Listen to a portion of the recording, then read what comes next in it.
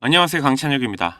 여러분, 혹시 이런 이야기 들어보신 적 있으십니까? 삼성전자 주가가 6만원대에서 오랫동안 움직이지 않았던 시기, 시장에서는 이런 이야기가 종종 나왔었습니다. 삼성전자가 나스닥에 상장했으면 지금보다 훨씬 높은 평가를 받지 않았을까? 이 말이 의미하는 건 간단합니다. 삼성전자라는 기업 자체가 나쁜 회사라는 이야기가 아니라 한국 시장에 상장돼 있기 때문에 저평가받는 부분이 있는 것 아니냐, 이런 아쉬움의 표현이었던 겁니다. 그런데 최근 굉장히 흥미로운 움직임 하나 포착됐습니다. 삼성전자가 직접 나스닥에 상장되는 건 아니지만 사실상 나스닥에서 삼성전자에 투자할 수 있는 구조가 만들어질 가능성이 생겼습니다. 최근 미국 자산운용사 코기 스트래티지라는 운용사가 삼성전자, SK하이닉스 그리고 한미반도체를 기초자산으로 하는 단일 종목 2배 레버러지 ETF 상장 절차에 들어가기 때문입니다. 레버러지 ETF라는 건 간단하게 설명하면 기초자산의 움직임을 2배로 따라가는 상품입니다. 예를 들어 삼성전자 주가가 하루에 1% 오르면 이 ETF는 2% 상승합니다. 반대로 1% 떨어지면 ETF는 2% 하락합니다. 이런 상품은 보통 테슬라, 엔비디아 같은 글로벌 대표 종목에 만들어지는 경우가 많습니다. 그래서 삼성전자와 SK하이닉스가 단일 종목 레버러지 ETF에 기초자산으로 채택됐다는 사실 자체가 상징적인 의미가 있습니다. 이건 단순히 상품 하나가 생긴다는 이야기가 아니라 한국 반도체 사업이 글로벌 자본시장에서도 핵심 투자 자산으로 인식되기 시작했다, 이렇게 볼 수도 있습니다. 특히 최근 반도체 시장을 보면 AI 그리고 HBM 이 두 가지 키워드가 글로벌 기술 사업의 핵심 경쟁력으로 떠오르고 있습니다. AI 데이터 센터가 늘어나면서 고성능 GPU 그리고 그 옆에서 데이터를 처리하는 HBM 메모리, 이 두 가지 수요가 폭발적으로 늘어나고 있습니다. 이 시장에서 삼성전자, SK하이닉스 그리고 장비 기업인 한미반도체까지 한국 반도체 생태계가 굉장히 중요한 위치를 차지하고 있습니다. 그래서 글로벌 투자자 입장에서는 이제 K반도체를 단순한 한국 주식이 아니라 글로벌 기술 산업의 핵심 자산으로 보기 시작했다는 해석도 나옵니다. 이 레버러지 ETF가 나스닥에 상장된다면 삼성전자와 SK하이닉스 같은 한국 반도체 기업들이 미국 시장에서 24시간 거래되는 글로벌 자산으로 편입되는 효과도 생길 수 있습니다. 하지만 여기에는 조금 아이러니한 부분도 있습니다. 이런 상품들이 이미 홍콩 시장에서는 활발하게 거래되고 있습니다. 그리고 이번 미국 상품 역시 빠르면 4월 말 상장이 예상되고 있는데요. 그런데 정작 한국 시장에서는 단일 종목 레버러지 ETF가 아직 허용되지 않았습니다. 현재 계획대로라면 6월쯤에나 도입될 가능성이 있습니다. 즉 한국 기업을 기초자산으로 한 투자 상품이 한국 시장보다 홍콩과 미국 시장에서 먼저 거래되고 있는 상황이 벌어지고 있는 겁니다. 또 하나 문제로 지적되는 부분이 있습니다. 국내에서는 단일 종목 레버러지 ETF 투자에 1,000만원 예탁금, 사정교육, 여러가지 진입장벽이 존재합니다. 투자자 보호라는 명분이 있지만 결과적으로 보면 국내 투자자들이 오히려 제약 없이 해외 시장으로 투자를 옮기는 구조가 될 수 있다는 지적이 나옵니다. 만약 이런 흐름이 계속되면 삼성전자 같은 한국 대표 기업이 가격 결정권과 거래 수수료가 점점 해외 시장으로 넘어갈 가능성도 있다는 이야기입니다. 그래서 지금 상황을 보면 K반도체가 글로벌 자본시장에서 위상이 높아지고 있는 것은 분명 긍정적인 변화입니다. 하지만 동시에 우리 기업의 주식이 해외 시장에서 더 활발하게 거래되고 정작 국내 시장은 뒤따라가는 구조가 된다면 이 부분은 한 번쯤 생각해 볼 문제일 수도 있습니다. 지금부터 말씀드릴 내용은 그 어떤 때보다 중요합니다. 바로 AI 반도체가 만들어낼 다음 버블의 중심, 그리고 그 중심에 서 있는 국내 대표 기업 삼성전자의 흐름을 말씀드리겠습니다. 지금 세상은 AI라는 단어에 열광하고 있는데요. 챗 GTP가 등장한 지 2년, 미국 시장에서는 엔비디아가 1년 반 만에 700% 상승했죠. 하지만 여러분, 이건 시작에 불과합니다.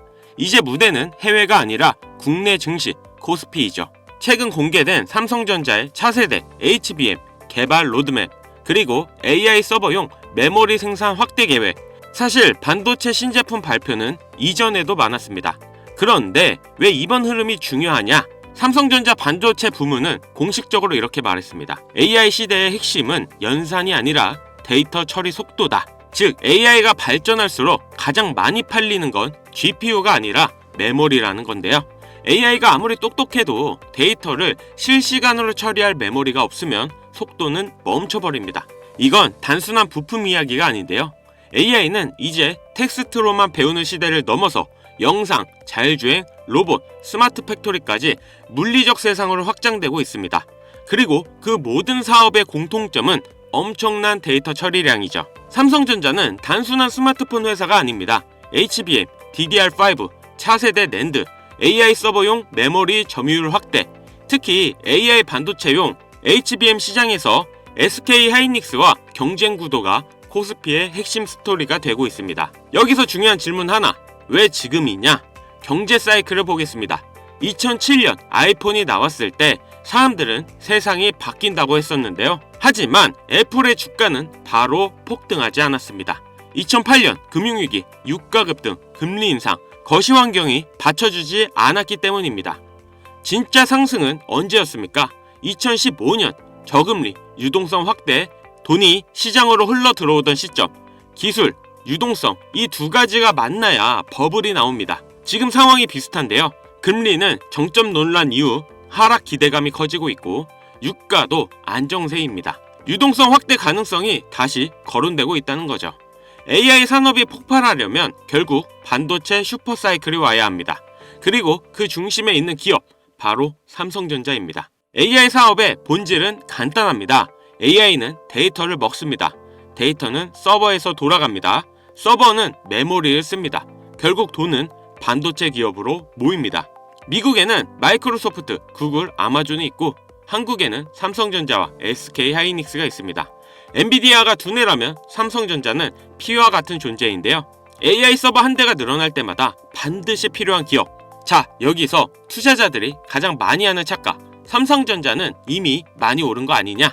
아닙니다. 지금까지는 메모리 업황 회복 기대감이었습니다. 앞으로는 AI 서버 증설, HBM 수요 폭증, 실질적 레벨 자체가 달라질 가능성, 이게 2차 사이클입니다. 노동력 부족, 자동화 확대, 스마트 팩토리 전환, 모든 산업이 데이터 중심으로 바뀌고 있습니다. 그리고 그 밑단에는 항상 메모리가 깔려 있습니다. AI 로봇이든 자율주행이든 결국 반도체 없이는 움직일 수 없습니다. AI 시대의 필수제, 그건 GPU만이 아닙니다. 메모리입니다. 지금 이 시장은 2008년 아이폰 이전 스마트폰 시장과 비슷한데요. 다들 AI 대단하다. 하지만 정작 국내 핵심 인프라 기업의 장기 가치를 과소평가하고 있습니다.